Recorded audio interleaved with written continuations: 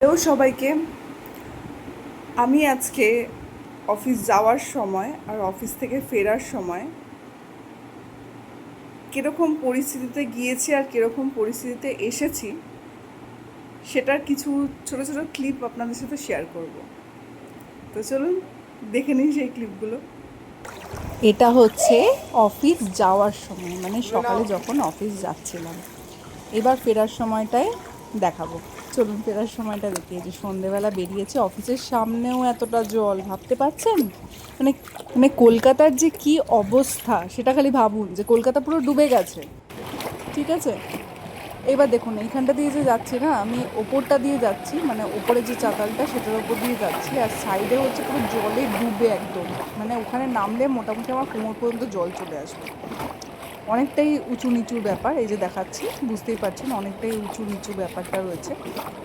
যাই হোক, এইভাবে আমি আস্তে আস্তে বাড়ি ফিরছি। কি অবস্থা হবে, কতটা জল পেরিয়ে, ওরে বাবা রে বাবা, পুরো সারাক্ষণ। জানেন তো, ছোটোবেলা বোধ হয় সবাই আমরা এরকম জল পেরোতে ভালোবাসতাম। মানে ছোটোবেলায় যখন স্কুলে যেতাম তখন চাইতাম কি একটুখানি বৃষ্টি হোক আর জল জমুক, সেই জলগুলো পেরিয়ে পেরিয়ে বাড়ি ফিরবো। কিন্তু এখন ভাবুন, এখন এই পরিস্থিতিতে এসে সত্যি মনে হচ্ছে যে কি কষ্টের জিনিস, বাপরে বাপ। তো আপনারা তো দেখেই নিলেন যে কি সিচুয়েশান আমি পেরিয়ে এসেছি, মানে অফিস গেছি এবং অফিস থেকে ফিরেছি। তো এরকম বৃষ্টির জল পেরিয়ে কারো কি রান্না করতে ইচ্ছে করে? যদি সেই অ্যান্সারটা যদি না হয়, তাহলে আমি একদম সিম্পল একটা রান্না আজকে শেয়ার করব।